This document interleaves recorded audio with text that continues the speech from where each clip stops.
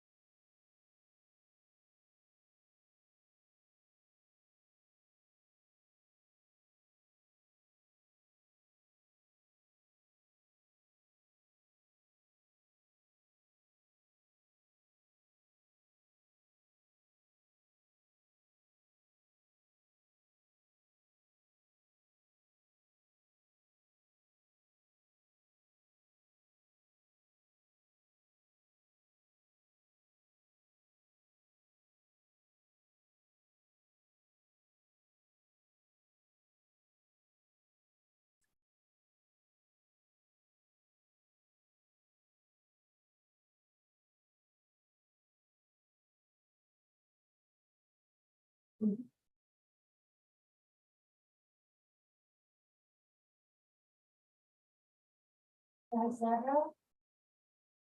what's the deal with words out there? How do I go? I'm sorry, what?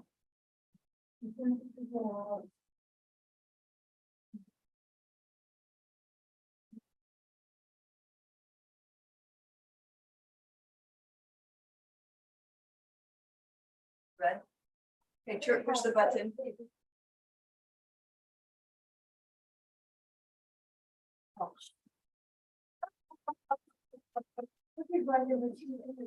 Obviously, different things.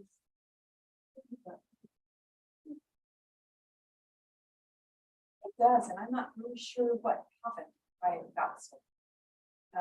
I'm afraid somebody's mentioned something because I had somebody sitting over there. I'm sitting over there last night at the meeting, and she wasn't hardly close to it. So I turned it down here. I took the sound down, but I'm worried that I didn't check. See if it was on.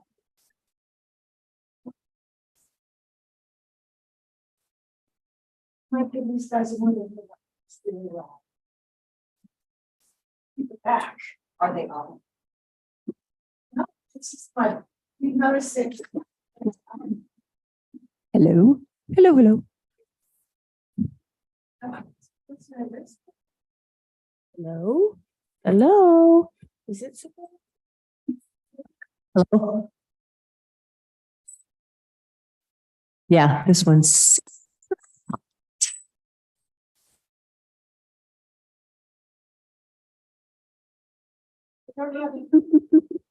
That one's not. So it's something about that one. So whoever sits there We could just trade with Peters because Peters knows. who? Big Peters. The clothing fire. Well, it might be The station. the station, right? because that's where they're all. I'm gonna shoot Peter an email and just ask him to check on the levels in here. Okay. Well, we don't have time to get able. I'll just get started learning. Yeah, he does not get to. Okay.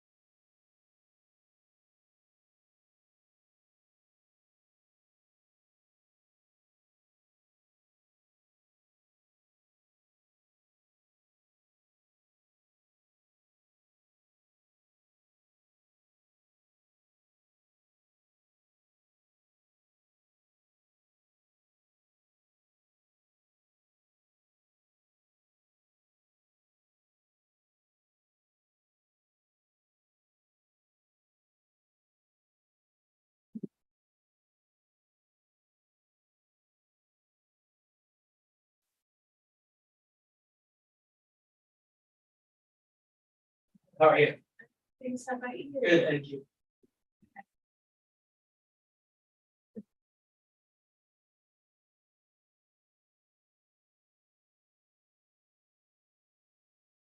Anxious. I'm really gonna mess something up. I want to record or. Right. What's before them? Yeah, we have to record. It used to be, well, actually, the minutes are the actual final. We're supposed to keep that, well, it used to be for at least a couple of years. So, are you guys gonna be speaking? Yes, I am. Oh, you are, okay, right. I think you looked up. Okay.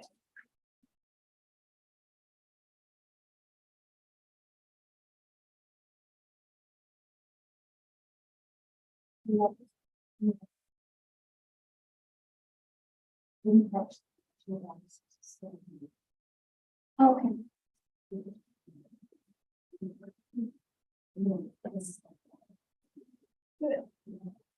Squarely.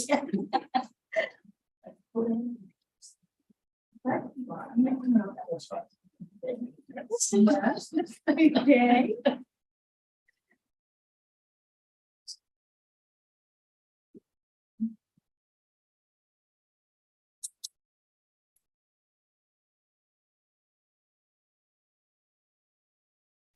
How are you?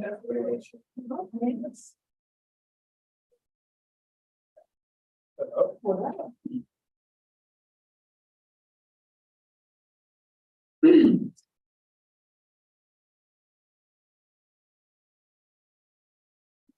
Good.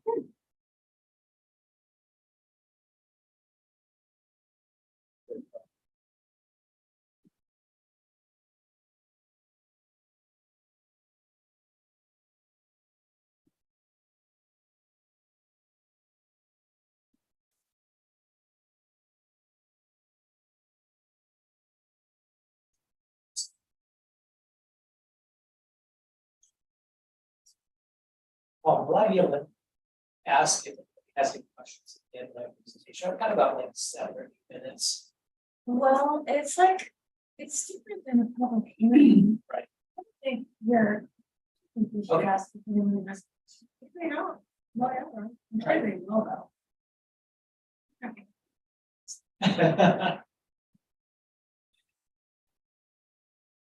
Let's make our. Or Good.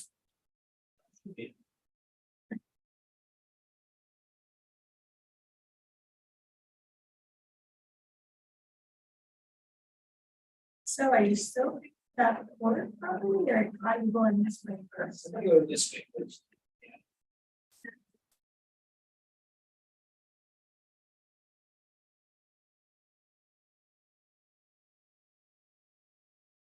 Okay.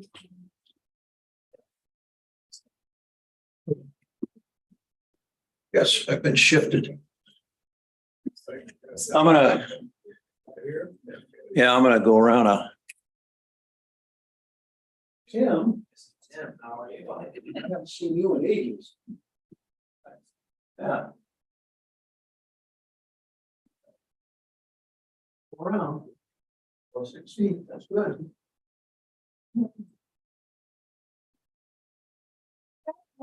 No, you moved me, but that's okay. Oh, this is your vice chair now. Oh, okay, right. Remember that? Yes, I'm trying to forget. Vice chairs.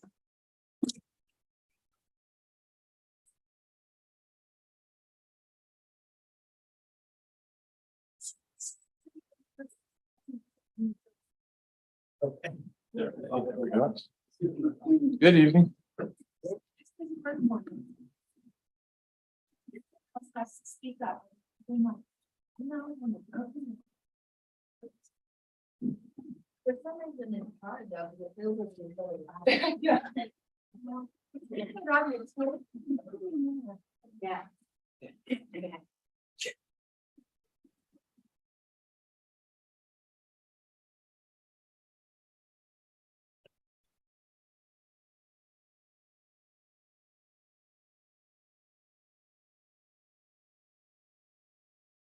Hello.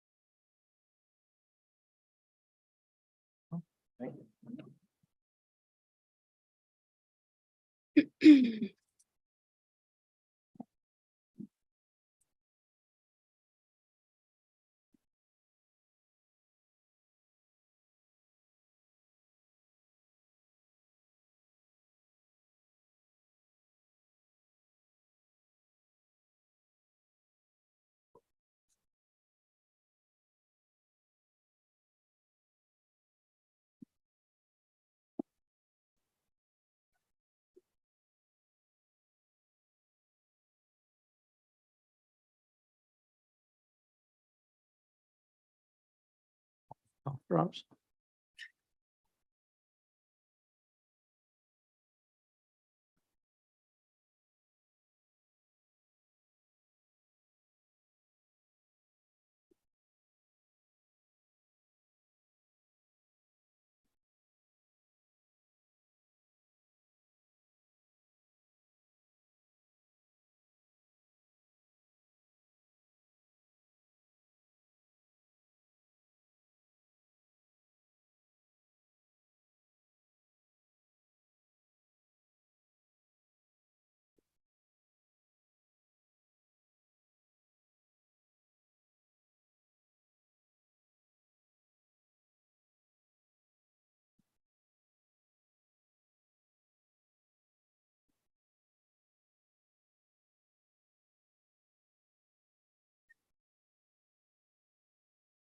It's 5:30. I'm going to call this meeting of the April 18th, 2023 Columbia Gateway Urban Renewal Agency Board meeting to order.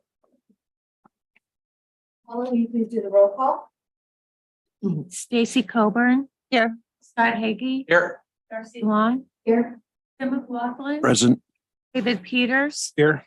Owen Potter is absent. Dan Richardson. Here. Dennis Eldebar. Here. You'll all rise and please say the pledge of allegiance. Pledge allegiance to the flag of the United States of America, and to the republic which stands one nation under God, indivisible, with liberty and justice for all. Next, we have the approval of the agenda. We need to make one other change to the agenda tonight. We need to strike item number 5, election of officers. It's not Paula's fault, but it got on there again, but we're not going to do it again. So if I can have a motion to approve the agenda. Move to approve as amended. Second, And that. it's been moved and seconded to approve the agenda, all as amended, all in favor, say aye. Aye. Any opposed? Next, we have the approval of the minutes from our last meeting on March 21st, 2023. Were there any changes or comments?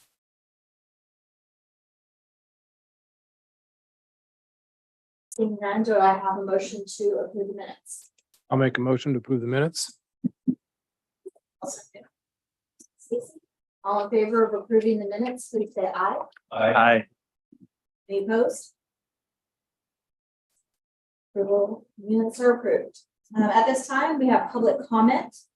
During this portion of the meeting, anyone may speak on any subject that does not appear later on the agenda. 5 minutes per person will be allowed. And I will also note at this time that I will take public comment during our action item number 9. So if you have something, you can defer that into that. Does anyone have any public comment? Seeing none from the audience or online, we'll move on to our presentation by Steve Light.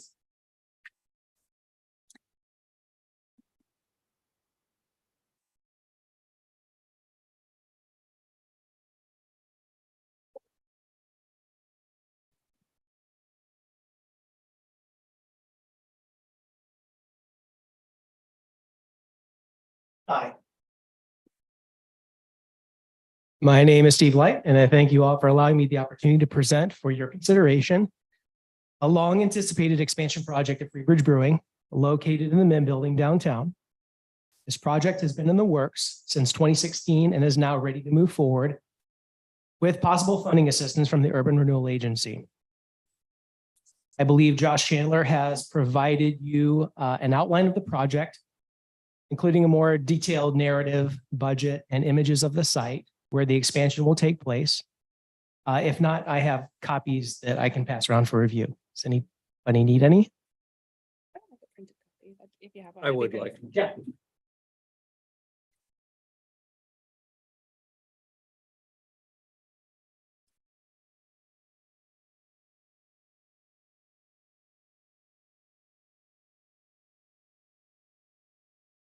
Who we are and why we are here. My spouse, Lori, and I are the sole proprietors of Freebridge Brewing, which established in January of 2016. Lori is fourth of a 5-generation wheat farming and ranching family here in Wasco County. I've been an Oregonian since 1991 and living in Wasco County with Lori on the family homestead since 2009. Freebridge Brewing is an award-winning craft brewery and family-friendly public house located in a uniquely historic building in downtown The Dalles. As well as our own delicious beers, we provide craft ciders, local wines, and non-alcoholic beverages to our thirsty patrons. Our menu includes hand-tossed pizza, a limited offering of sandwiches, salads, and appetizers. With financial assistance from the Urban Renewal Agency, Freebridge will not only be able to develop a service more seating, but will also be able to expand and diversify their menu to include an eclectic selection of fried foods and grilled items. This will be a significant boost to our pub revenues. The reason that I'm here today is that we have been told that although we are occupying a mixed-use building, we do not quite fit the qualification of a mixed-use project as defined by the Urban Renewal Incentive Program's application guidelines. We do, however, check many of the boxes for eligibility of a proposed project that include increasing the value of the property, placing unused or underused space in productive condition, improving or rehabilitating a tourist-related property, improve substandard or inadequate utilities such as water and sewer, mention the additional increase to the city tax roll and significant additional job creation, most of which are directives of the Urban Renewal grant funding. Project overview. The 12,600 square foot 2-story Mint building currently has multiple tenants, which includes several occupied offices, an occupied second floor residential space, a first floor US cellular switch with microwave array on the rooftop, a 2,000 square foot production space, a 45-seat restaurant, a 300 square foot commercial kitchen, which Freebridge currently occupies. The intent of the project is to complete the 300 square foot prep kitchen and develop a new 900 square foot modern commercial kitchen in a currently underutilized section of the first floor of the public building, shown in images 1 and 2. This will require significant infrastructure improvements to accommodate the new kitchen addition. It will include installation of a 14-foot Type 2 exhaust hood with fire suppression, substantial water and sewer upgrades, electrical upgrades, an exterior 200-gallon serviceable grease interceptor, a natural gas expansion, shipping and receiving dock improvements shown in image 5, and concrete repair replacement in both kitchen and alleyways. Construction began in 2017 on a permitted 300 square foot prep kitchen shown in images 3 and 4. That is currently roughed in with floor treatments, floor drains, plumbing and electrical rough-ins to cover status. The completion of the prep kitchen will require wall treatments, overhead lighting, doors, and minor wall penetrations to access the proposed new kitchen expansion. Freebridge has already acquired all of the necessary equipment for the kitchen expansion, some of which is currently in service, and others are in storage awaiting installation. Once the addition is complete, Freebridge expects to install all equipment immediately and launch a new expanded menu. This entire project is subjected to multiple permits as well as a fire, safety, and life assessment, which has been completed as of April 17th. The budget. Tim Schechtel, current owner of the Mint Building, and myself have provided a budget outline with preliminary cost estimates as of March 1st of this year. Details of that budget are outlined on page 2 of the handout. The estimated total cost to complete the project is $270,000. Nearly all of the contractors will be from the Dalles or the Greater Columbia Gorge area. The project, as well as the budget, will be overseen by both Tim and myself.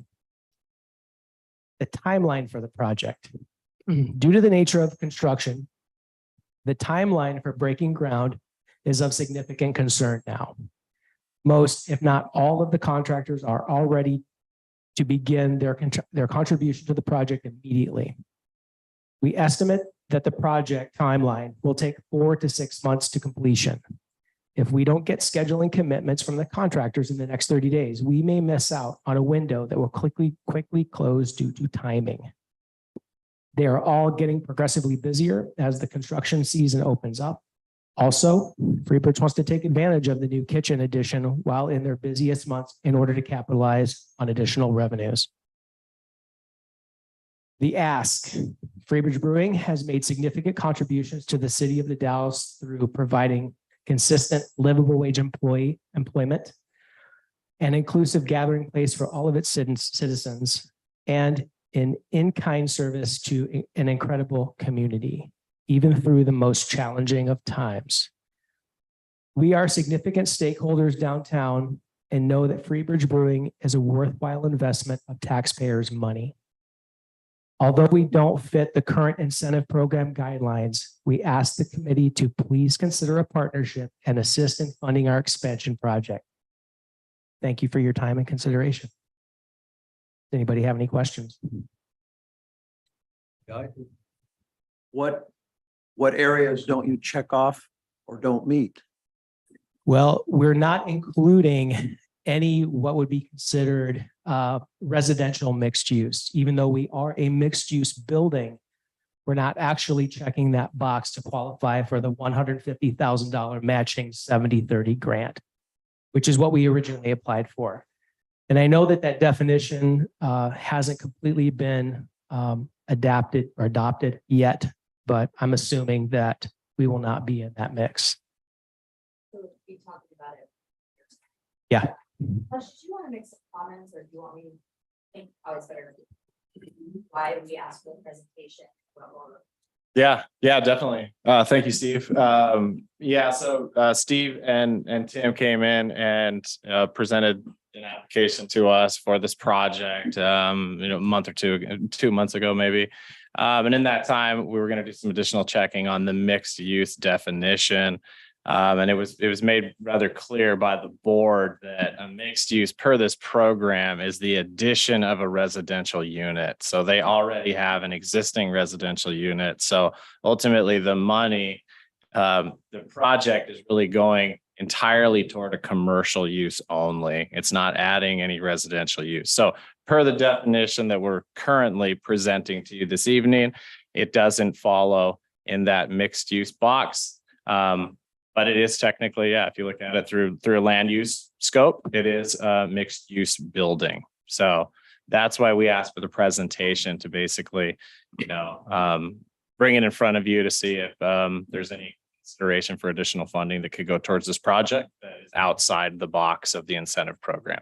Additionally, they could apply for the $50,000. We could, they can easily do that project, and everything that they have would be funded through the 50,000, but it's that additional $220,000 that they're requesting some assistance on.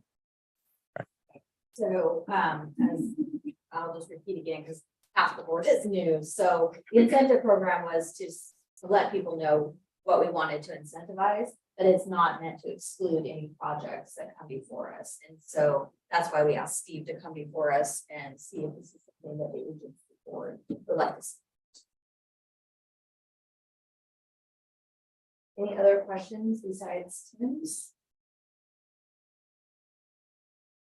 Yes, I just need to know more about this project.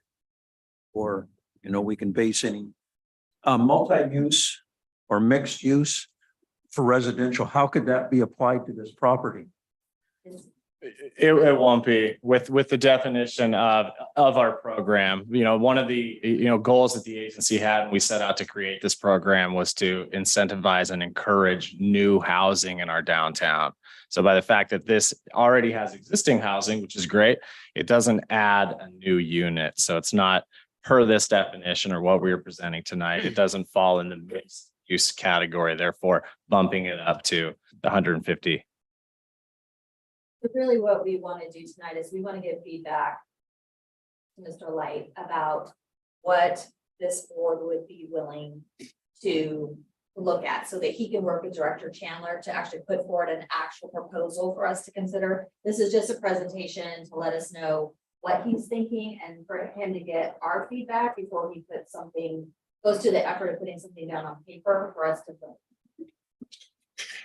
Josh, can I check my math? So the ask is, or the difference between the parameters that this appears to fall under, versus the ask is 50,000 versus like 190, right? So it'd be 70% of 220 or 280.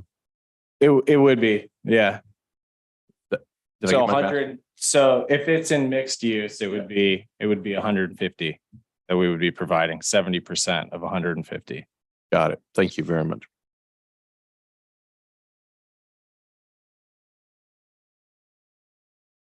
You said 70% of 150 or 70% of the project up to 150? It's excuse me, it's 70%. It's up to 150 and we will provide 70% of And they it. would max out, they would get the 150. Exactly. So it's a 50 or a 150. Yeah. For project, it's a significant difference. It is a significant difference, yeah. And it's by this definition that we have specific to this program. So that's something to consider. So we're not trying to fit this program. We're not trying to fit this project into the program. So don't be stuck on the incentive program. He's coming to us with a project that is not part of the incentive program, asking what something we would be willing to do to assist them and what kind of ask they officially make of us. So you can, I suppose, hold those numbers in mind if you want, but we're not trying to fit it into the program. Correct. Yeah. And it Whatever. exactly. Yeah. And an incentive program aside, an individual or a business can always come to the agency requesting funding for a project. Yeah. The incentive program was created to make kind of a streamlined, straightforward process to do so. And what is the amount of funding in that fund? How much do we have available? Does the agency have available? It's In the incentive fund? the incentive fund for this year, we have for this fiscal year, a little over 2 million, next fiscal year, 2.7.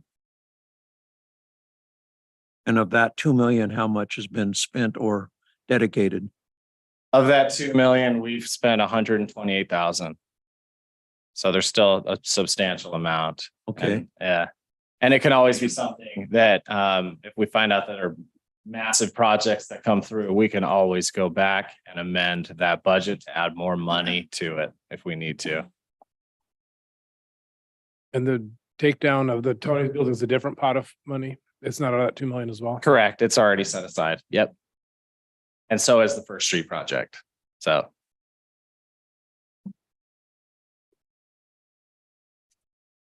and all the information is in this packet. Significant amount of it. You have anything else digital that you could send us? Anything that you require, I can. I know that Josh has the original application that I had turned in a few months ago that is within the incentive program guidelines. So the SNAG is the mixed use incentive that we're using for criteria, correct? Yes, sir. The snag in the sense if you're trying to put it in the box of the incentive program, but I think here the ask is more presenting the project aside from the incentive program. Basically, they were attempting to go down the incentive program route and it's not penciling out for them for the funding that they're requesting. So they're requesting to go through a separate path and asking for direct assistance from the agency to move this project forward. So as a board, we can deviate from the original premise and through consensus, we could go ahead and approve this. Well, we would figure out, we would figure out the process of, Steve would work, we would work together to put together basically a pitch for you or whenever it would be presented. I just want to verify with Mr. Light. It sounds like time is of the essence. Yes. So how late is, I suppose, maybe not how late is too late because anything is helpful. At some point you need to get the project rolling, it sounds like. So is another month. Yeah, I think that we have 30 days to reach back out to the contractors that will begin phase one, get things scheduled and moving forward. Even a month now, if somehow this was to all work out. Yeah. That would give you sufficient time to meet some of those deadlines that you needed on your end. Yes. And Josh, you would be able to present both, in essence, it might become two applications then, one for the 50,000, which is, or does that come to us or is that something you can approve automatically? So I could approve a 50,000 application. What would be presented to you Right. the next time around would not be an application. It would just be a proposal and a pitch. There, so kind of think of Shark Tank. So it's a Shark Tank proposal. So take the incentive funding off. Mhm. Sorry, I think we're getting kind of wires crossed there. So this does not fit within our incentive program. So that's that. But we do have money and we are supposed to help people within the district. Or we're supposed to incentivize improvements and investments. So you're looking to us for like some broad thoughts on how we might look favorable on a one-off proposal. Ultimately, yeah. And whether or not, I guess this evening, whether or not the board has consensus on if Steve should move forward with presenting a full package and a proposal next time around for consideration and funding. No more questions. I have a comment, but I will defer to. Well, as I listened to the criteria and it meets many of those things to be approval. It has jobs, it has improving the building itself, like we were talking about improving the appearance of buildings in the downtown core. All of those things meet all the criteria that I personally have for any improvements in the downtown core for money. We have approved in the past many of these projects without having those criteria. And in my opinion, may have been not wasteful, but I don't know if they were logic, but this one, it appears to me has a good background. It meets all the criteria for me in the downtown core. So that's my take. I would say I'm in favor. Tim Shekel, did you want to speak? That Can you come up and use the microphone so it'll be, they can hear it online if they have it recorded. You can stay there. Okay. Hi, my name is Tim Schechtel. I've lived in the Dalles since 2000. I purchased the building with a partner in 2005. I brought a book that I'll leave here if you want to look through it. That we did the major improvements from what we started with. We've spent, I would say safely, collectively, probably $2 million. We got no assistance from anybody like your own. We did it on our own. We did it with long, hard hours, years of work. And I would encourage you to I have a scrapbook with some really nice photos and a little bit of history of this building. In my opinion, it's one of the coolest buildings I've ever been in. And I've been in construction my entire life. It is one of the finest, if not the finest example of handmade stone masonry.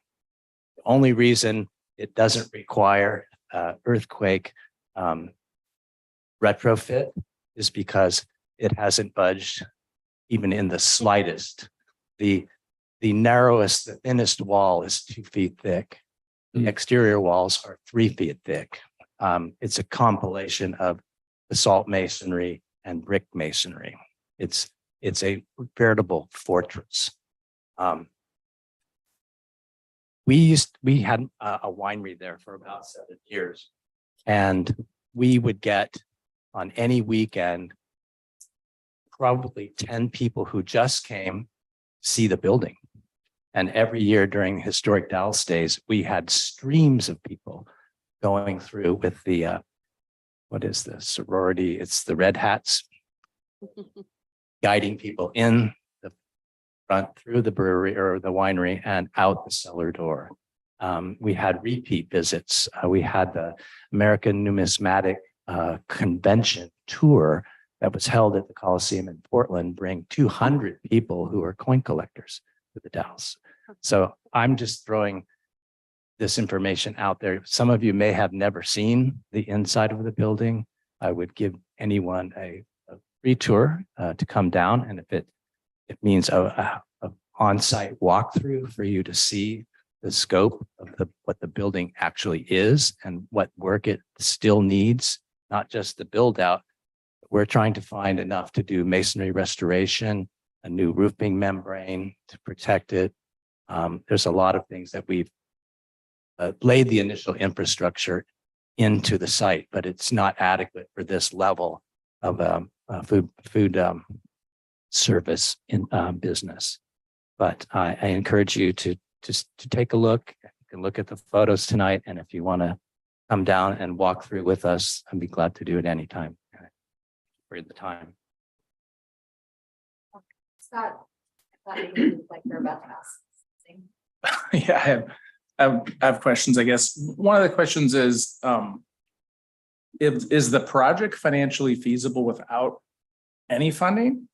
And how much funding do you need in order to make it? I mean, I'm assuming that you're going to increase your revenues and all that kind of stuff. So how does that pan out? I mean, if we're not here and we can't help you, is it going to work? Are you going to move forward? Or are you going to just not do anything? No, we absolutely have to do something. It may not be at the scale that we are planning. We would probably have to, we would absolutely have to borrow money to complete this project. We do have some cash reserves, but not enough to fulfill kind of the destination of the project at this point. I have one more comment. Tim, you didn't mention that it originally was to be the U.S. Mint in the Dalles during the gold rush. And that's why I think the building was built so soundly. And in my opinion, it deserves to be preserved in that respect as well because of its historic value. So I just wanted to add that. I have taken your tour and I appreciate the basement in that place. It's amazing. Anyone else? I have 2 questions. How how did you, Mr. Light, find out that you could submit kind of outside of the grant funding program is the first question. Josh advised me. Okay, awesome.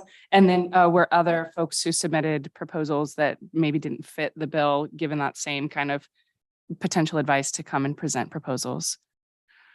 No, not entirely. I think after the last meeting, I think the idea to present in front of you came from Steve and Tim were hanging on this mixed use definition. But no, we have not reached out to do that. And when Josh told me about it in our one-on-one, I suggested that they bring it forward. And anybody else who, once we go through the incentive program tonight, that's kind of why they're first, that we're excluding anybody else. It's just that their timeline was such, and once everything is approved on the incentive program, we'll go back and reach out to other people. Awesome. I mean, our whole goal is to make things happen downtown that's visible and that meets all the urban renewal agency goals. So we're just trying to move it along quickly. Yeah. Yeah. We have reached out to the new owner of the Dalles Inn. And they have a pretty large project in the works. It might be phased out for a couple of years, but they're the same. It's a rather large development and they really only fit into that 50,000 box. So it's going to help their project, but not a lot. And they also, mentioned that if they need additional funding, they can come in front of the board to present. So that was provided. Brownfield was the term I was looking for. All right. This is a question for you. Do you have any criticism, anyone that opposes the development of this project? That you've heard of? Not that I have heard. Yeah. I always hear good things about Free Bridge, in all honesty. It's important that we know that. Mhm. Yeah, and I think, in providing and, the job creation is a big thing as well. And it's a classic building, it's a great building downtown. And I guess my pitch for it would be, I think it would be in the best interest to improve the building and continue to see that business grow in our downtown. That sounds like we have some consensus here to have Josh move forward. Correct? I'm in favor of that, yes. I'd like to put a percentage on it, at least for a consensus, just so that everybody knows the math and can feel good about it. I don't have the last word on that, but an easy and consistent way forward would just be to lift the lid on the 50% commercial project and just say, go whole hog and 50% up to whatever the bill is. So not capping it at 50, but 50% with no cash, with no dollar limit. Talk about changing the. Not talking about changing the incentive program guidelines, but sort of following the spirit of them. Chair Long, Yes. can I make a comment? Thanks. I think this program is not necessarily the exclusive vehicle through which anybody in this community will be seeking funds going forward from this agency. I think we have it on the minutes, something like a $9 million maximum indebtedness, which we pretty much have to spend by 2029.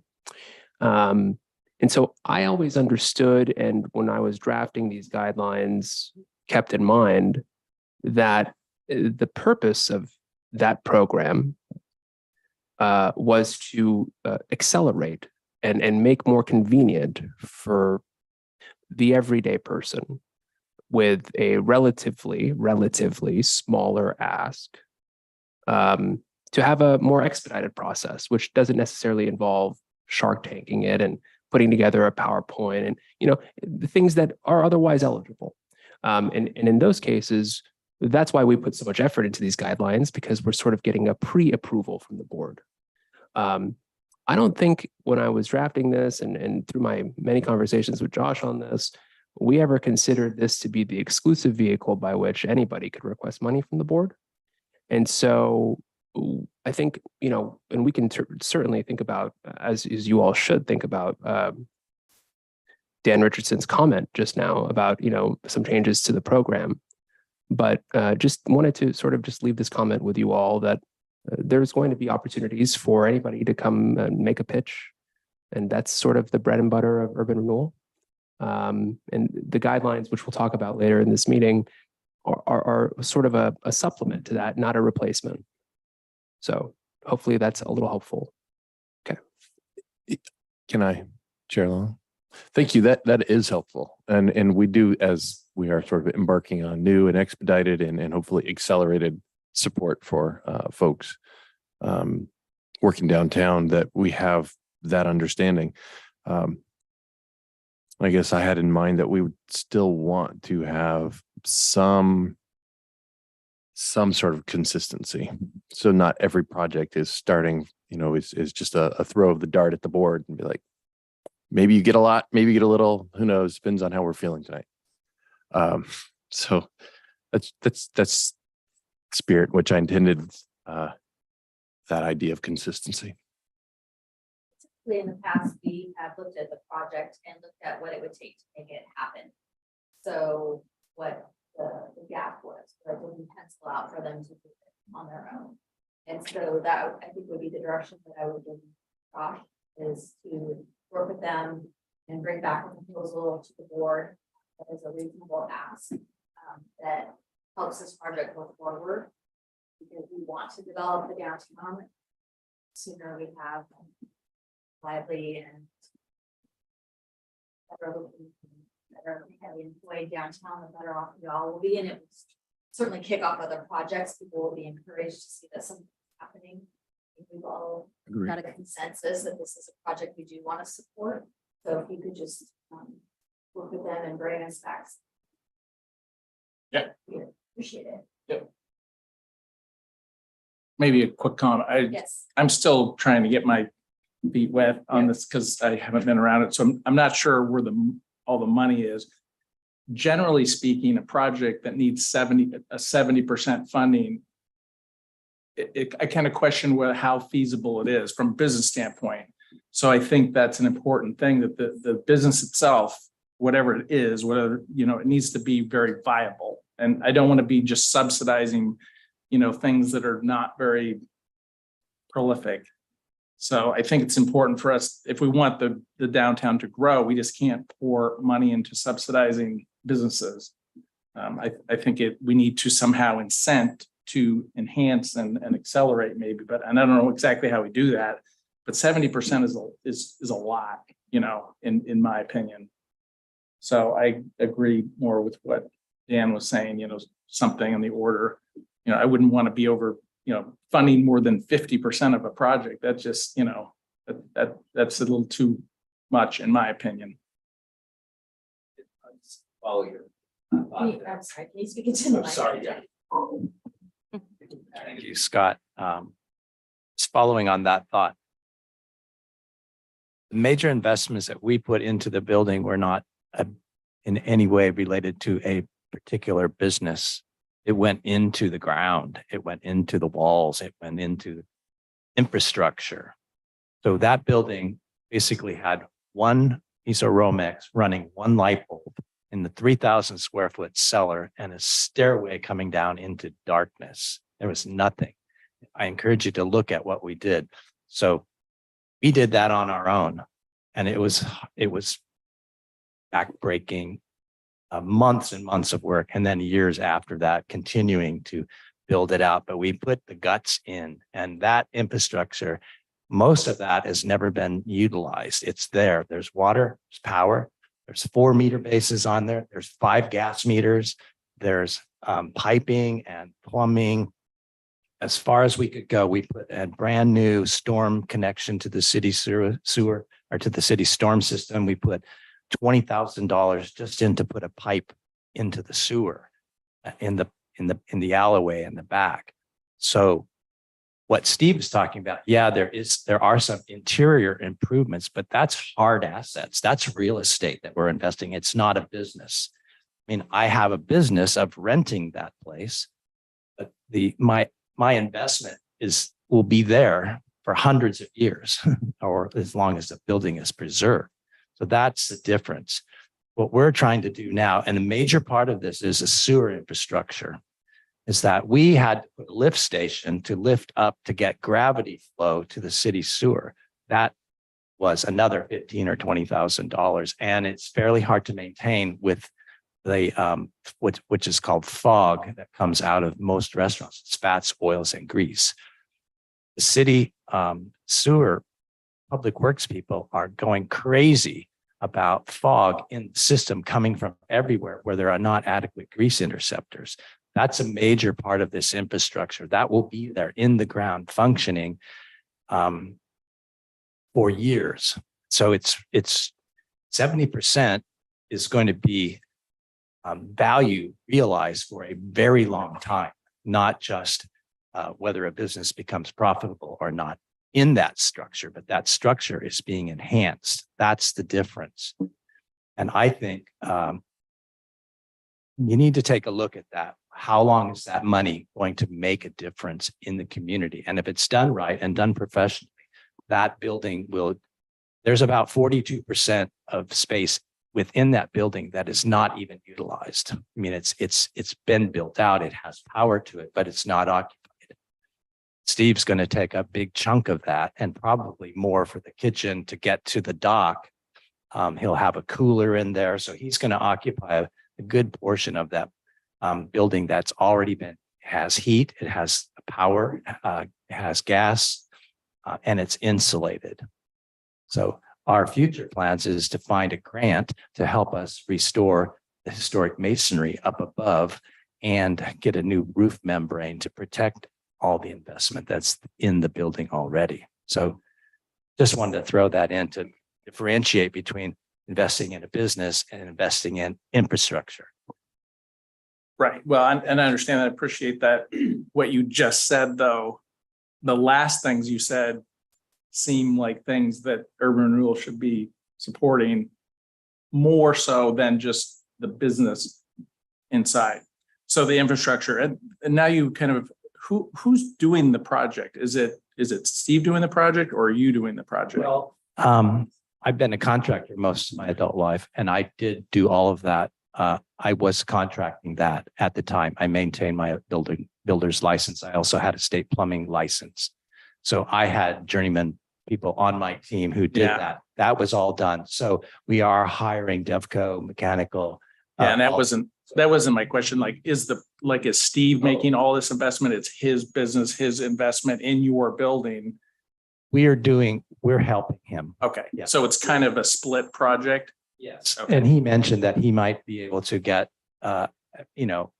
onto the program here. So we said, well, we have funds that we have available for that, but, we would want to, be reimbursed our part of it if it's covered under the grant programs, but we'll put the cash up front to get it going and to get it done. I've probably spent 3 weeks with contractors, subcontractors, and the engineering team from Bell Design across the river who is doing a major, it's called a code survey on the building. So it's evaluating the entire structure for building codes compliance. So we're already spending capital and putting it together to fund the program. And then if Steve can get, or we can get some contribution from the Urban Renewal Board, I mean, that would be immensely helpful to get this going. So. Any other questions, comments? One more, then I'll hold my peace.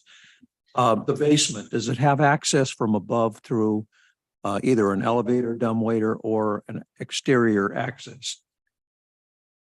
It does not have an elevator, but that's what will take it. If that lower level is being used only for the kitchen and their beer coolers right now, we have had permission from the fire marshal to hold gatherings down there that are private, as long as we have no more than 100. So you've probably been to some of the gatherings that we've done down there over the years. I have. So that would require an elevator, either within the building to make it ADA accessible. But there is an ADA bathroom on that level that works. And there is an exterior and exit into the alleyway from from the cellar level. Yes. I'm just concerned about ADA on any developments that we do, that we incorporate that in some way. Yes, we've done that since the previous owner built a ramp that goes up on the ironworks side. And that was, then we continued, we got a design to put in a mezzanine, kind of a deck as you come in, but there's also an ADA lift there that makes it all ADA throughout the pub. And the rest of the building is accessible just from that ramp when people can enter, so they can get to the other parts of the building. Those are private offices right now, so we don't have a lot of public going in there. So we've also done research in how best to install an ADA lift, either on the exterior from the alleyway, which could be done, but it's not quite as practical. But there's adequate space within the building to devote one floor. Basically, it's a lift, not really a regular elevator that has counterweights. Good.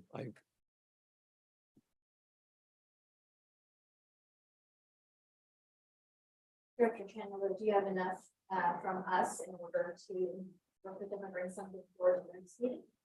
Yeah, I believe I do. It'd be, I think really the question, and I don't know if there's a consensus on it, if how everybody's feeling about how much wants to be funded. I mean, because I think that conversation, behind closed doors could go every which way ultimately. And I want to make sure, with time of the essence on this project, make sure the next time we're in front of you presenting something, it's, something that we could probably go forward with. There's, option to look at, maybe it's a proposal of different options is one way to look at it. But yeah, unless there's we can go back to the drawing board, and figure it out, or if there's any suggestions on any feel of funding, any ideas coming to mind on how much the board is willing to fund on this project. Well, I was just gonna say, I'd be more interested in, and I think the comment was earlier, where is the shortfall? What is needed? How interest rates are expensive right now. So that plays into, even if you could borrow, the cost to carry that is really expensive. So that should be included. So I guess I was assuming that we would hear, what the ask is, and then we can kind of work through where we're comfortable, since and that was just my opinion, not necessarily that we'd make a recommendation. I've heard a couple people say 50% is a maximum, as a sort of guideline for this and others. That seems reasonable with me as maximum. And then also look at the current, that person's budget or that project's budget makes sense. That feels like, just as a percentage, that feels like a healthy incentive. Support. A good support. I'm not married to that, but I want to be able to look people in the eye and say, no, it made good sense for us to do this. And then also be able to have some kind of consistency or some sort of funding philosophy going forward, and not be like, well, I really like Free Ridge Pizza, so I give them like 70%, 80%. I want them to be successful. But I don't go to your store, so I don't want us to be jammed up like that, either for real or any sort of perception. I have a question. I was looking at those guidelines, and I think maybe I read them wrong, but maybe you can clarify me. It has commercial projects up to 50,000, and it says 50% match funds required. And then for mixed use projects, which are up to 150, it says 70% matching funds required. So I guess I was thinking that we were providing up to 70, but actually it's 50% up to 50,000 and 30% of the project up to 150. So we would, under the bigger program, the funds that Urban Renewal would provide under these guidelines would be 30% up to 150. Is that correct? No, we would be providing 70% of the 100 up to 150. Okay, So it's so the larger project, we fund more.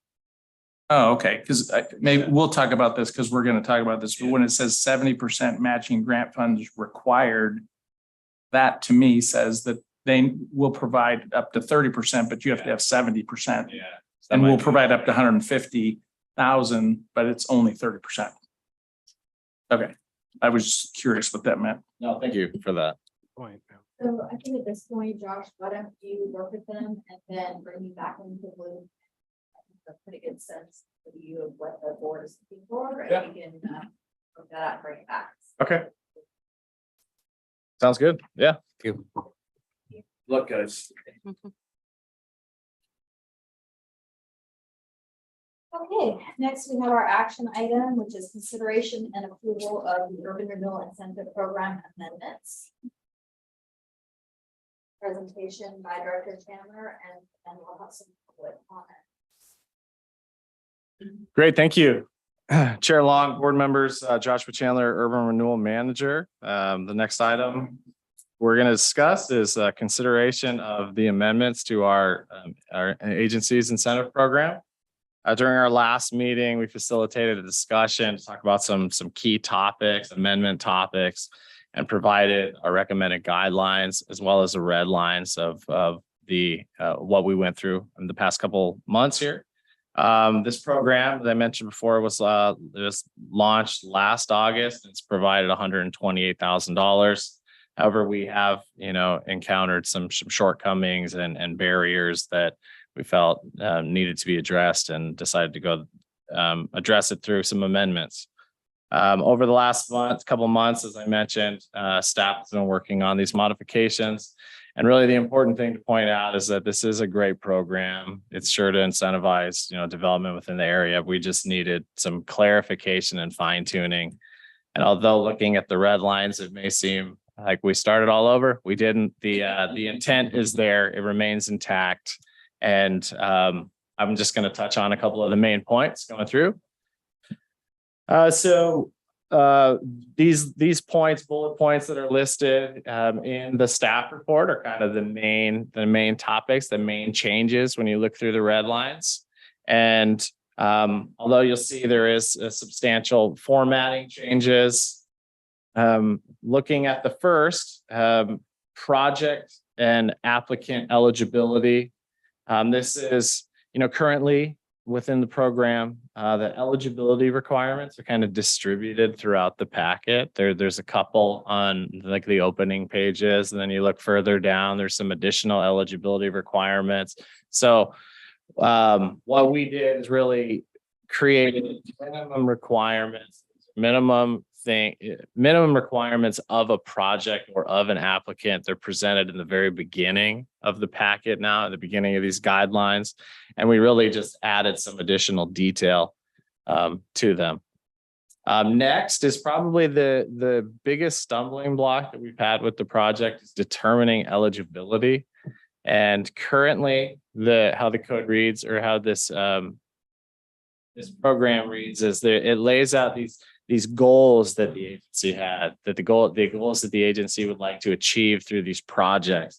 However, there wasn't really any specific projects mentioned, types of projects, types of improvements.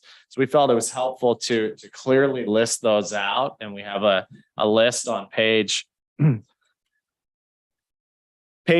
of 10, or it would be page 22 of the packet, lists a list that we created here. And it really plays off of the goals that were currently established, the goals of the agency, but really refining them and making them very specific. Looking at, really wanted to define what, facade improvements would be eligible for funding. Currently, how the program reads is quality improvements that enhance the building, something along those lines. So this is really a little more black and white to make it very clear, because there was a lot of times, I think, when people would come in and they would have a project, they say, well, hey, I am reactivating this space, which is, activating a space. That's one of the goals.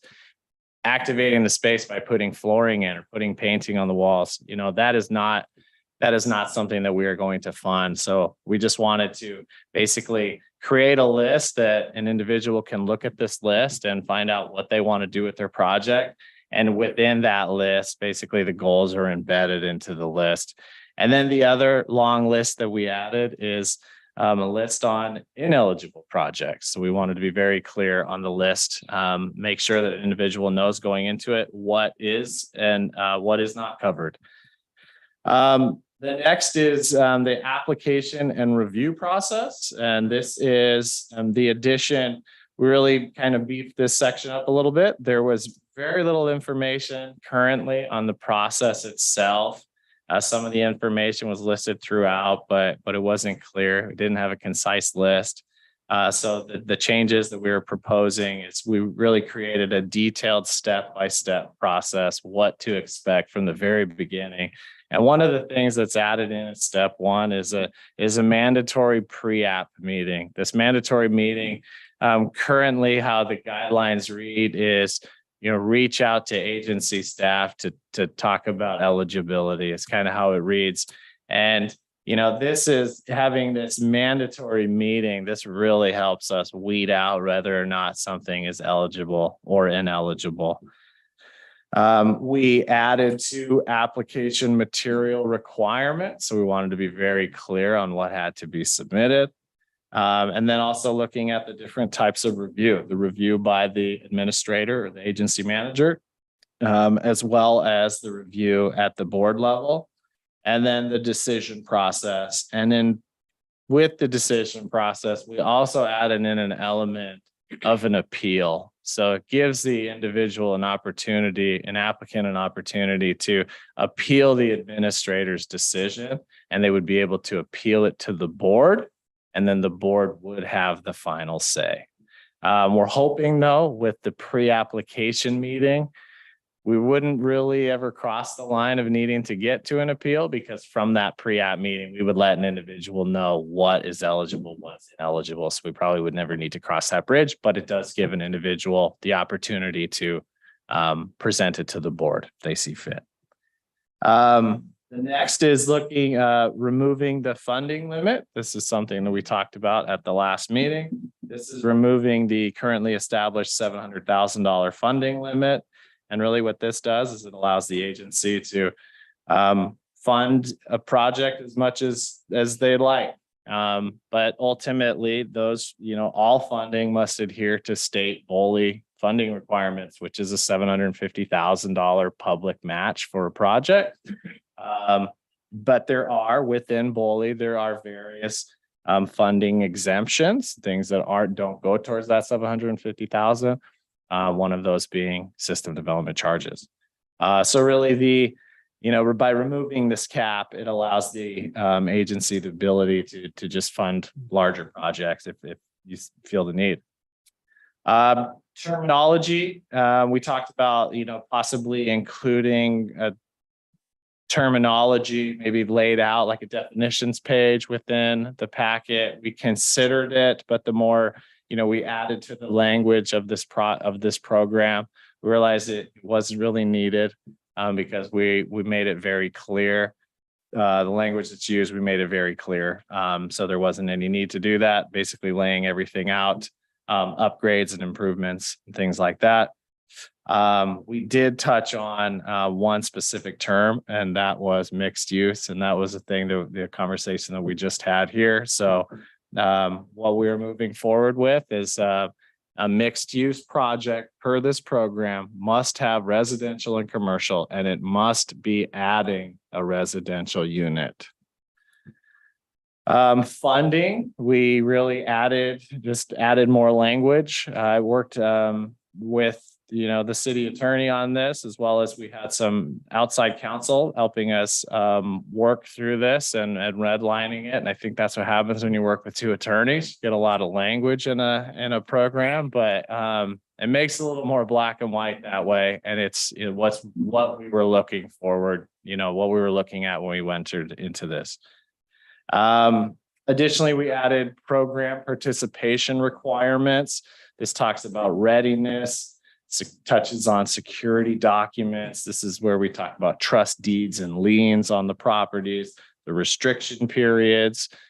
This is where a project basically has to stay as an eligible project for 15 years. And then added to the administrator and board authority. And this is really just to kind of beefing up the language on that as well. And, you know, overall, I did want to add some notes after this was published, just a few changes that I think is worth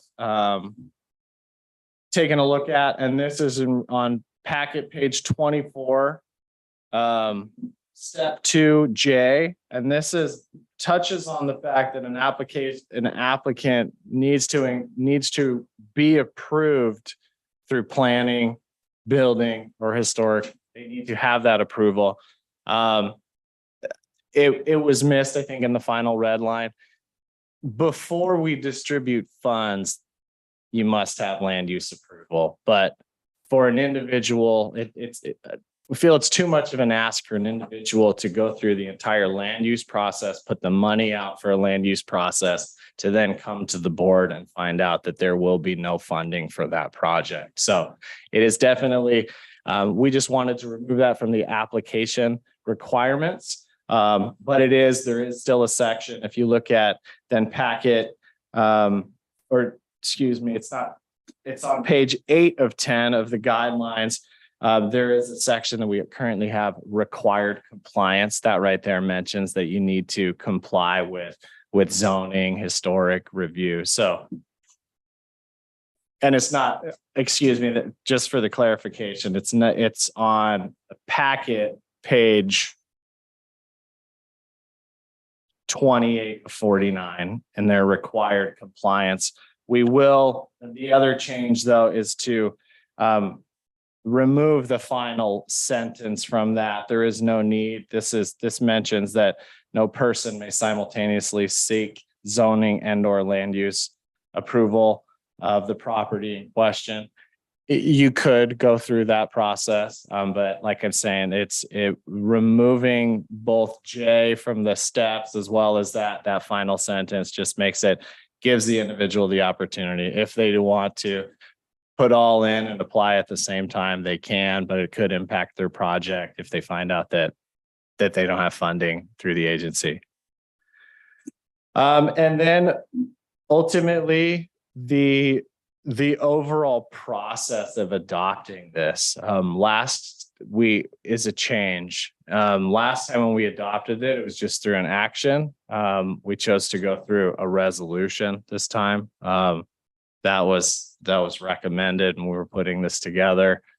Due to the amount of money that could be, if we basically distributing through this program, we chose to go a more formal process in adopting it. So that's on the agenda this evening, is the adoption through a resolution. And with that, I guess the last thing is my hope is we've already started taking a stab at the application material. And my hope is by the first week of May, if this is approved with no significant changes, we should have all the application material and grant information out online by the first week of May. And I'm more than happy to answer any questions. Oh, Chair Long, do you mind if I just add one more revision that we caught after this packet went out? Okay, and in fact, we caught it about 7 minutes ago when board member Hagee brought it to our attention.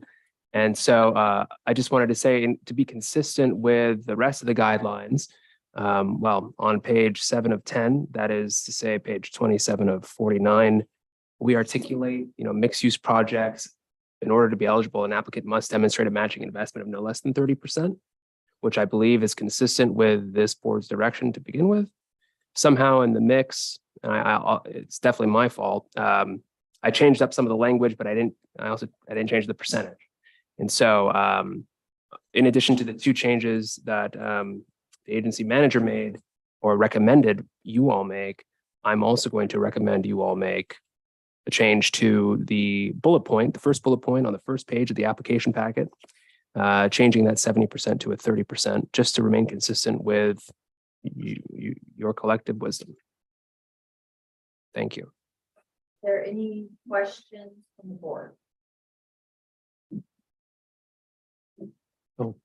Thank you. Okay.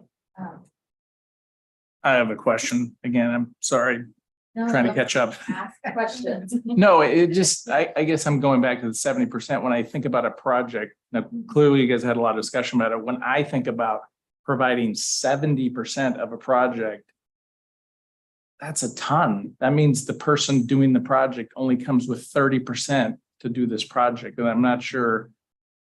I mean, what's behind that? That just seems like a very, and maybe it's just because we have so much money and we're trying to get out the door, and maybe that makes sense, but I mean, if I could get 70% of everything paid for, I'd be doing projects right and left. So I think that that's a common, that would be a common reaction. I think, and what I hope we articulated pretty clearly, but I know that this is certainly overwhelming, especially for a new member of the board. We're only reimbursing, and we're on a reimbursement basis, eligible expenses. So not the entire project. So somebody could have a $35 million project. We're not financing 70% of it, I hope. We don't have that much money. we could though, if we had the money and if they were eligible expenses, right? I mean, under this guidelines. Okay. Well, so there was like some discussions in, I believe it was June of 2022, about, well, we have a big pot of money. We could fund one really big project or 1,000 little smaller projects, and what should we do? And so that was sort of the guide for these guidelines, is trying to find a happy middle ground. So this is definitely something that has been considered and talked about. We put this together with the understanding that it should fit most, right? It would fit most types of projects that this covers.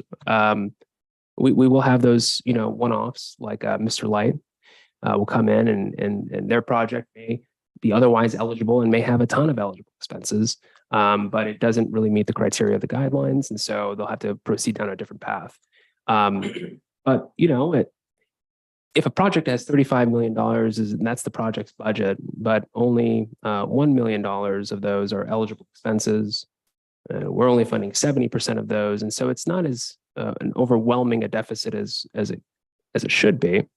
But yeah, and so that's well within the agency's discretion. If you are, as a board, generally all of you, or at least a majority of you, convinced that this project doesn't seem ready, or there's some doubt as to whether the applicant has a good track history with the agency or with the city or in business in general, or if it becomes apparent to me as the city attorney after I do a title report that this project's got liens already, or on this property has liens on it already, and I don't feel comfortable, giving a recommendation that we fund it.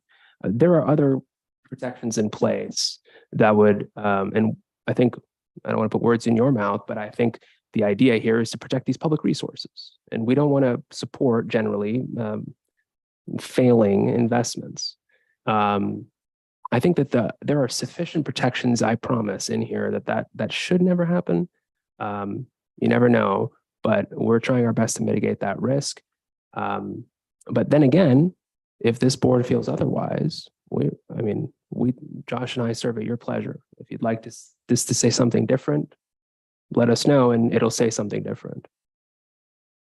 Can I get a slight clarification? Because I'm getting a little confused. Because when I read the paper here, it lists 3 classifications of project: commercial project, mixed use project, and residential projects. That program is the program we're talking about. Is that right? Okay, so what it says is up to 100, up to 50, up to 150, and then 10,000 per unit. So actually, if there's a $35 million project, it's not going to come in under this unless they only want 150. Because that's all we could go up to 150, correct? Or is it just a guideline? I guess that was. Well, 115 eligible expenses. Right. The project can still be $35 million. No, I understand, but we're not going to fund 15 million of it through this program. Okay. It's more like a rapid incentives program for more, forgive me, but more modest scale, small business scale project. But like there was discussion before about removing the $750,000 limit. But is that in this program or that's just generally, because in this program, it doesn't seem like there's any provision to provide $750,000. Sorry, I keep taking the microphone from Josh. We had well, currently, is it still in there today or we removed it already? The $700,000 cap. It's been removed. So we've already amended this once. And when it launched, we had a provision of these guidelines that indicated that an applicant would otherwise be, well, whatever their award was, if it impacted a bottom line number of $750,000, or I'm sorry, $700,000 in any City of the Dalles or Columbia Gateway Urban Renewal Agency money, that would be it. So if the board said somebody already has $699,000 from the City of the Dalles, and the board said, we're going to give them another 10,000. The guidelines say, no, you can't. Even as a board, you're capped at 700 per applicant or per project. And the reason for that, as Josh mentioned earlier, was because Boley has a $750,000 threshold for, and so I did some research and I discovered that, SDC types of payments are not calculated by the state of Oregon as contributing towards that threshold. And so we removed that, which was only in there as a function of Boley, what we understood to be Boley's requirements. Once we learned that Boley didn't have such a restriction, we just removed that limiter. Does that answer your question? Yes, what I'm trying to, there's urban renewal kind of this big umbrella thing. This is one program of urban renewal that has a lot of sideboards on it. And that's what we're talking about? Or are like, when it says up to 150, up to 50, are those just not sideboards? They're just, are they, that's it? So the clarification, I think I'm getting the 700,000 you're seeing up to 150, and that's like, how's it fit in here? Well, we could fund up to 150 for a mixed use project. However, if your mixed use project is adding multiple housing units, that's an additional $10,000.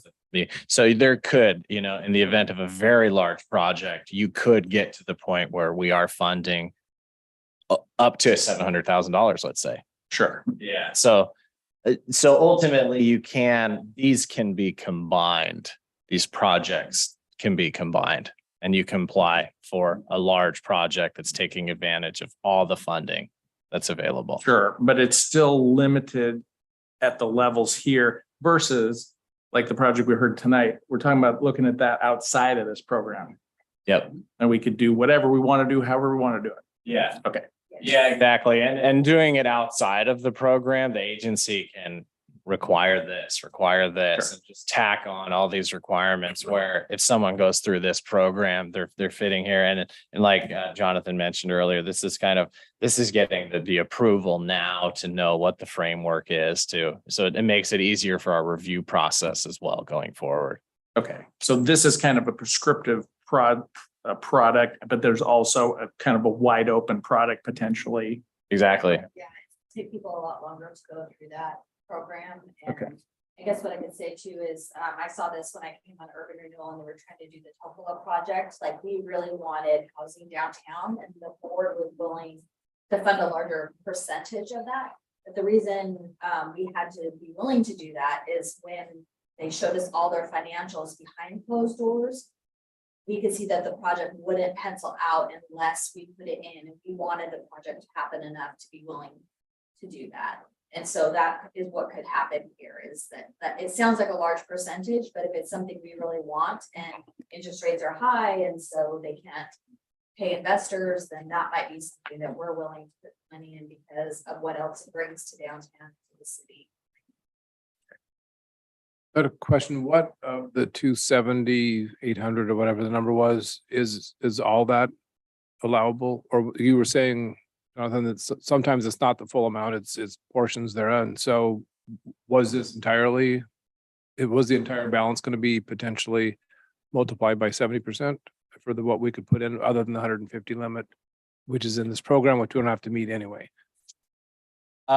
This project, was that all acceptable uses, all of it? Carve outs. A lot of it was eligible. But so there's the eligible projects and then there's the applicant project eligibility. And those are two different things. Basically an eligible project is the installation of new windows, whereas project eligibility is it needs to be located in the area. So the difference there, the difference in the sense that Steve's project doesn't fall into the mixed use box. So even though they may have eligible projects included with their, the whole 270,000, we could not fund more than 50,000 because it doesn't go past the commercial project threshold.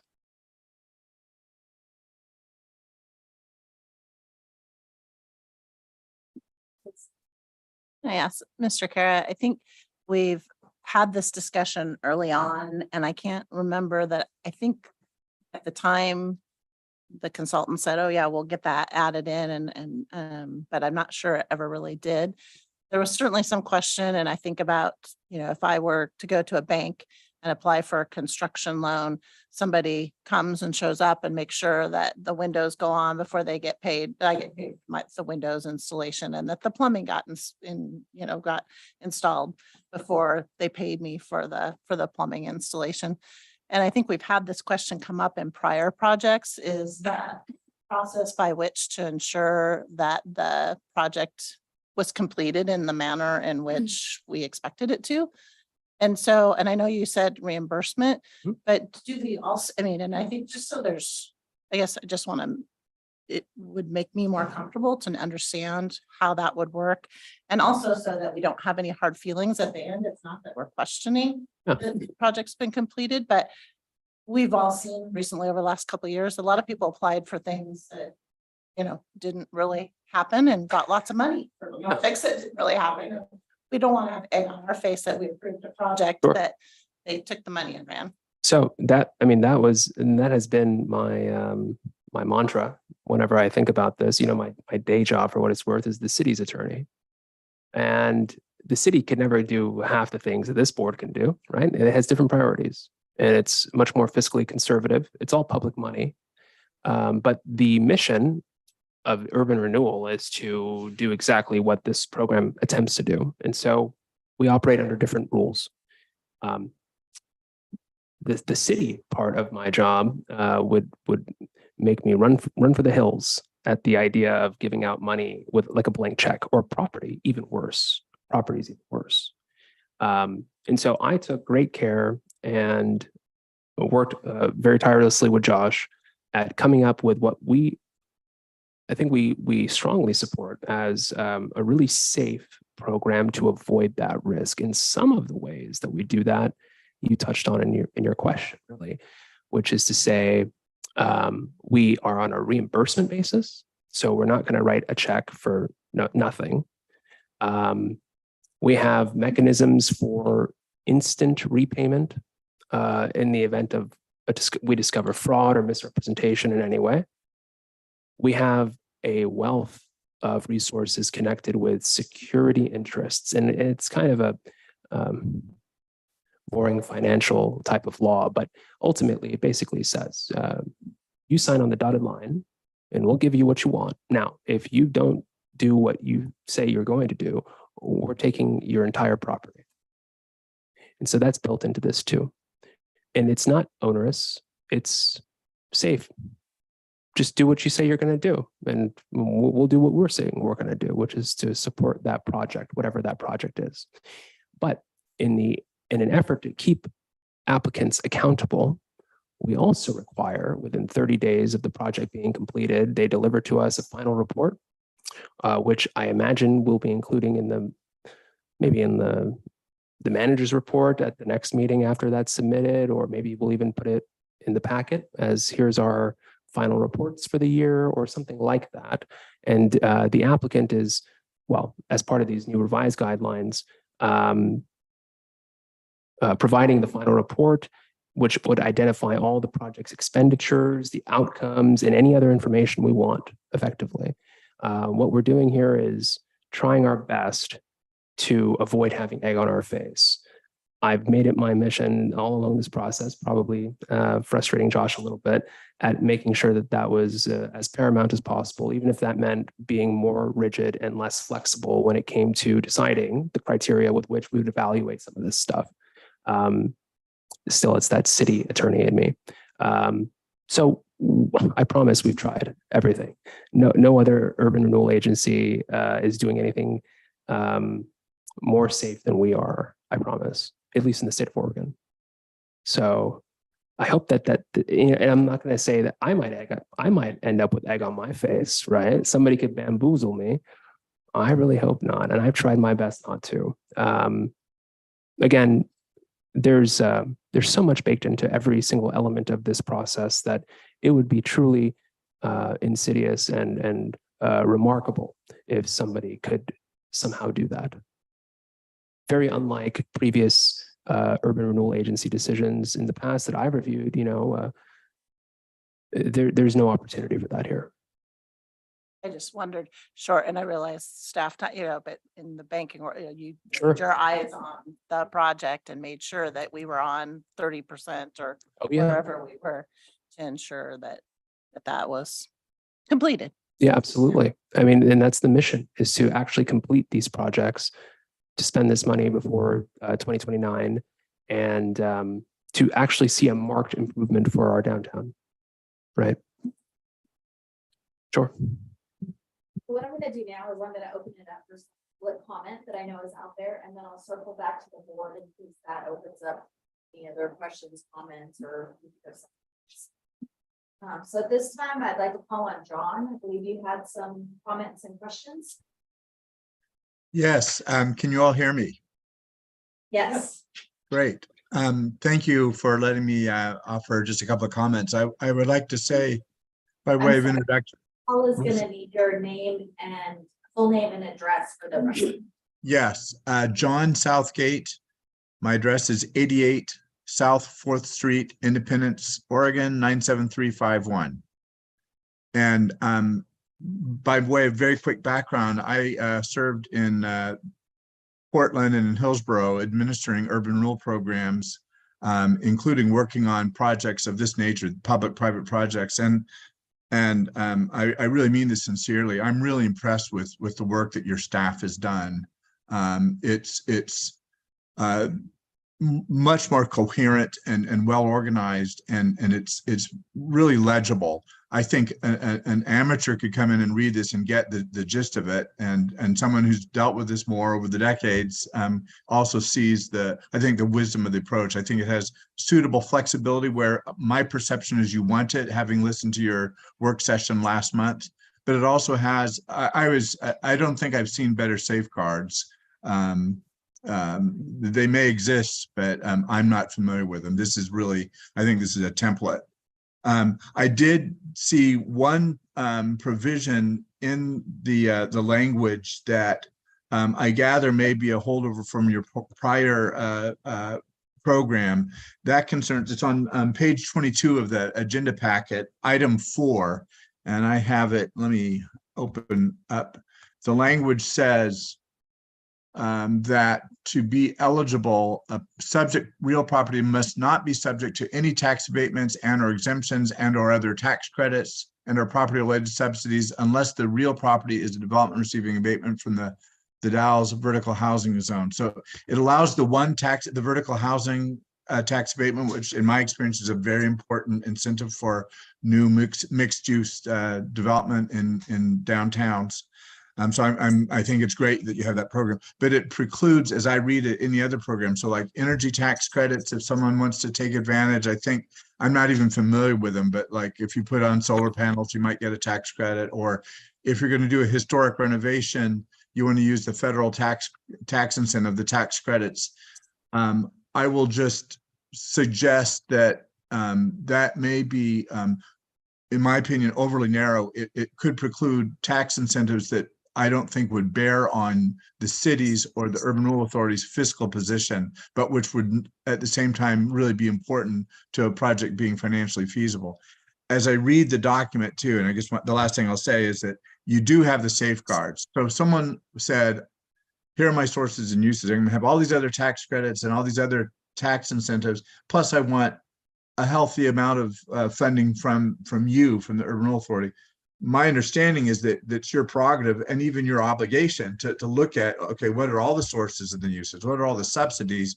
What is the developer putting into it? What debt is going into it? So you'll get that chance. I would recommend that you not preclude other tax incentives, especially those that are outside of the DAOs. But other than that, this is a great language, and I commend your staff and you for what I feel is a really strong proposal. Thank you. John, I'm just curious, what caused you to listen in to our previous discussion of all of this? Yes, I should say, full disclosure, I am a consultant working with a developer. I don't know if I should say, you probably could surmise who it is. And if it's, but I work in a number of cities around the state, mainly for the jurisdictions, helping them set up programs like this or administer them. So I'm really coming from that experience, but I am working with a developer on a major new project, and you probably. Oh, you froze, but that's okay. That's what I suspected, but thank you. Any thoughts on that from staff?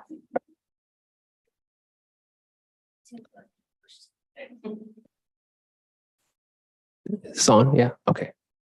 Well, I mean, this sort of goes to the heart of the matter that we've talked about. Well, I've talked about for a year and a half. I think I mentioned this in a meeting about the Neon Sign Museum. That is an embarrassment for this agency, in my opinion.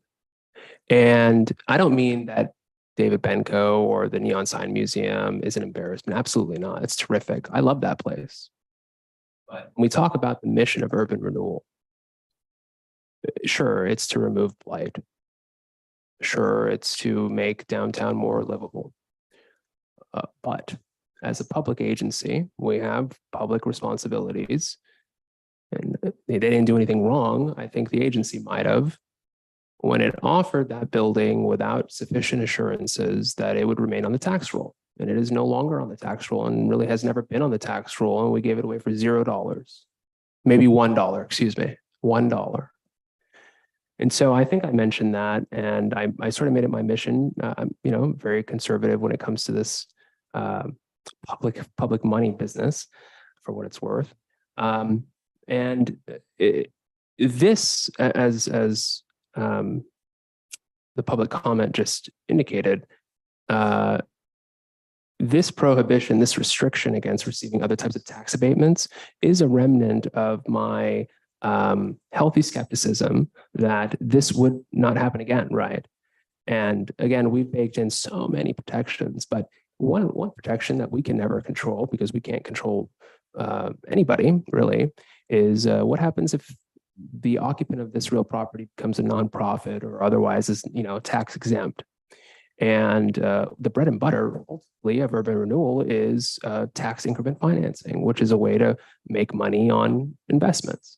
And it's really sort of the guiding principle of all of these guidelines, is to support capital improvement projects. At least it was to support capital improvement projects that would impact the tax roll. And we've had meetings with the county assessor's office and phone calls and emails for the last year and a half, trying to come up with a comprehensive list, and it doesn't exist. And plus, we can be a little bit flexible for those other ancillary satellite improvements to the district and livability and removing blight, and sure. But ultimately, the buck's got to stop with you all. And I've been operating under the assumption that you all care deeply about this city, and I know you all do. I'm just trying to avoid an embarrassment again, and I don't want my name attached to it. I wasn't here for the first one. And so we kept it really strict when it came to this idea of tax abatements. The mission of this agency is to incentivize development, sure, but it needs to be fiscally responsible when it does so. To the degree that an applicant might come in through the gates and they'll say, hey, full disclosure, I'm going to go seek some energy credits from, the Department of Energy. And that's going to chop my property taxes in half. Well, I hope that that might inform your decision to make that investment. If you realize that it's going to take us 80 years to make back what we should have gotten in 10 in property taxes. And not that we're in this to make money, but simply that we're in this to support the public, but it's the public's money. Sorry.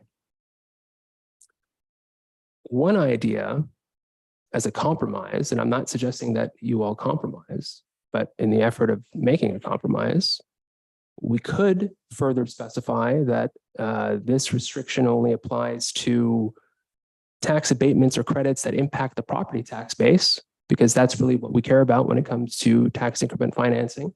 And so to the degree that there are credits or abatements that don't impact the property tax base, I would have no problem making a carve out for that.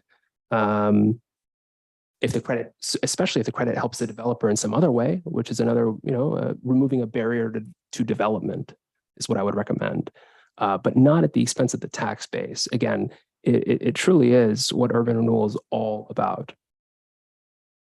That is what John specified. Yeah. Things that wouldn't negatively, right. Yeah.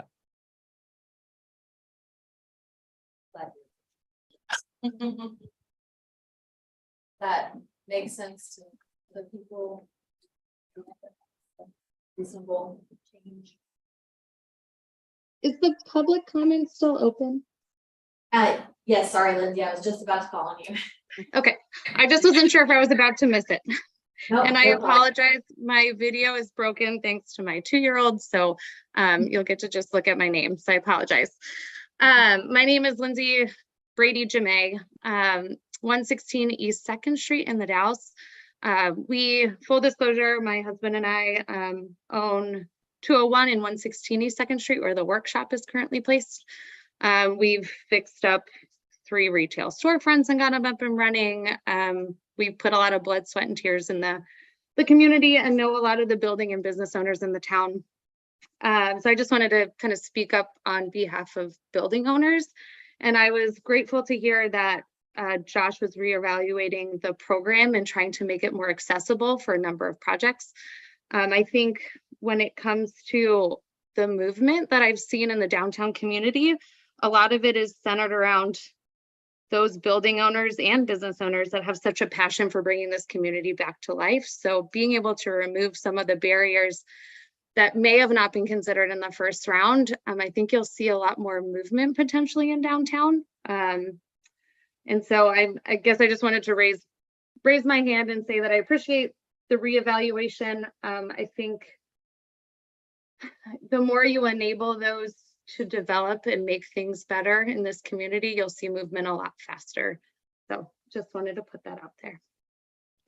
Thank you for that feedback. That is definitely what we are going for here, and hope that you'll pass the word so that people will come to us. Doesn't do us any good to hold on to the many good projects. And as you might have heard with the other proposal we heard earlier, sometimes we go outside the incentive program. Thank you. I think that's important to share with everyone else too, because I think you probably have a lot of people that have wonderful ideas but don't know where to get started with them, especially with a lot of buildings that I know were recently purchased. There are a number of cool things about to happen, and so if you can help them make that faster, I think it'd be good to share it. If there's anything we can do to help share that message, I'm happy to do so. Right, absolutely. We will make an effort for that, and I think one thing that's important for people to know is that the city and Director Chandler and whoever steps in managed to hire someone to help or director that we want people to come and talk to us so that we can help them figure out how we can move forward. Okay, so this is an action item. And I think we've agreed that all of the proposed changes, including the last one, changing the language, include things that do not negatively property taxes. In here, do we need to adjust the ordinance? So we can make some last minute changes to the guidelines themselves after this meeting.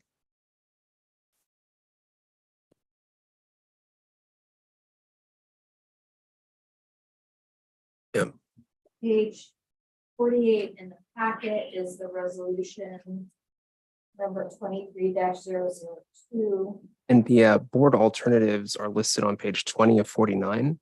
And considering the discussion here tonight, my recommendation to the board would certainly be to make board alternative number 2 the appropriate motion here. Just considering that to have the modifications to the guidelines as presented, staff's recommendation should be number 2.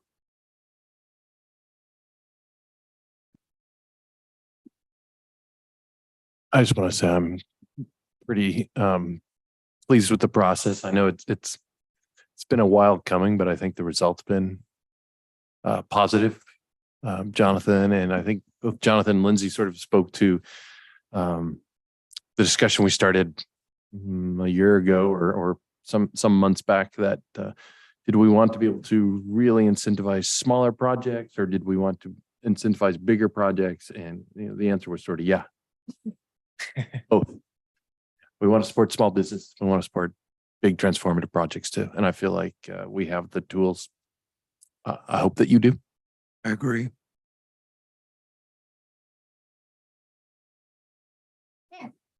So, I'd like to make a motion.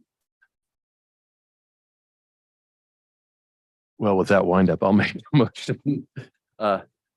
I would move that our board adopt URA resolution 23-002 as modified in this meeting. A resolution amending the Urban Renewal Incentive Program guidelines effective April 19th, 2023 as modified. Second the motion. Second. Sorry, Scott Higgies. Oh, well then. You was. Mr. Hagy, you take precedent. So it's been moved and seconded. All in favor, say aye. Aye. Any opposed? Just for clarification, so everything that was discussed that we kind of agreed on the changes from the meeting will be changed in that resolution. Or the, yeah. Do you mind if I read for the record what those changes would be generally? Thank you. So there would be a change on page 24 of 49 in the packet under step 2, application submission, section J, relating to planning, building department and HLC approval as a requirement of applicant submission or application submission rather. That would be the first change. The sort of similar change that accompanies that on page 28 of 49 under general conditions. The section titled required compliance. The agency manager mentioned removing the last sentence relating to seeking simultaneous zoning and land use amendments with no longer needed for the reasons he indicated. Number 3 would be the change that Mr. Hagee identified and brought to our attention, and the one that I recommended be changed regarding mixed use percentage from 70 to 30 on page 1 of the guidelines. I don't have the actual 21. Page 21, thank you. And the very final change would be the one that I believe Mr. Southgate sort of spawned the conversation for. I don't have the page number for that handy. On page 28 of the 49-page packet, adding in the unless negatively impacting the tax base language, right?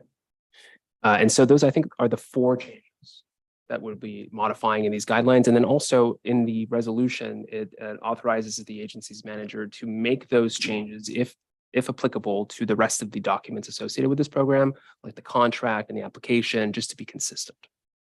Okay. Thank you. Okay, item number 11, staff comments and project updates. Yeah, thank you. So update on the Tony's building. I have some good news this time. So today we had a mandatory walkthrough for the building. As I mentioned, I think at the budget meeting, the invitation to bid is out. So we had a walkthrough of about probably 12 different contractors. I don't know if all of them are going to do it as one package. I do know one individual was there just providing abatement services. So I think he was trying to, latch on to another contractor, and if there was other people there just doing demo. So I figure it was a great turnout. It's that we will be posting an addendum, some questions that were asked. So we'll be posting that. But it sounded like good turnout and interest, bit of interest. So that's exciting. I let them know that we would be, due to cutoffs, we would be presenting that award at the June meeting. And the question circulated, what's the timeline look like? And I said, I'd like to be done by end of October. And it seems fine. So I think, I wasn't getting too much concern in anyone's schedule. So that's exciting. That's what I have for the Tony's building. And this next item, I know I sent out an email a little bit, and I was just a little bit ago and just checking some interest on if anybody has interest in going through a training, League of Oregon Cities. It's an online training, 6 to 8 o'clock on May 4th. Just let me know. I can sign you up, no problem. We do get a little bit of a price break if we have 6 of us together. We don't, we'll all be on separate screens. We don't have to sit with each other or anything, but yeah, just something, let me know. I'd like to sign up sooner than later. It will be hosted by our former agency manager, Alice Cannon, as well as Elaine Howard, who is really a urban renewal expert in the state. So I'm really looking forward to it myself. And I think it would be a great training session. So yeah, feel free to reach out with any questions on it. And with that, those are my comments. Any board member comments, questions? I have one. Yes. So I talked with Josh a little bit about this after the budget committee meeting, and I've talked to some other folks as well. And it's just going to throw it out there as kind of a general thing, but council kind of brought it up and mentioned it a little bit. But the question is about what we're doing or how we're monitoring how things are going for urban renewal, right? So theoretically, you make these investments, the property values go up, and that should be a real thing. And so my question to Josh was, do we have like a running tally of how these investments are made and how that has related to the actual, increase in value and the tax roll? So I'm not trying to make a bunch of work. I just hear that from a lot of people about urban renewal, about you have all these things that you say you're doing, but you're actually seeing results. And because we don't really track it, and maybe it's not possible to track it, but it's just like, it would be ideally nice if we knew that, these investments have increased the tax base by X. That effort has been made a number of times, but because over the years, each agency board or iteration, because it's had several different forms, not just this one, they've had different priorities, and that hasn't always been the case, as what was mentioned about selling a building for $1 and other things. So I think we have those lists and we can provide them. We are going to do a training for staff, because, or not for staff, for the board members, because about half of everybody's new. I think what we as a board started doing about a year ago is saying we are really determined to go back to increasing the property tax base, increasing all of the things that are in urban renewal, and making these very good, worthwhile projects. And, I think we've taken a whole different track. And so I think going forward, we'll definitely be able to report that to the community. And it's going to be something that we can be proud of, which is why we worked so hard on this incentive program and the other rules, and why we're really encouraging people to come forward.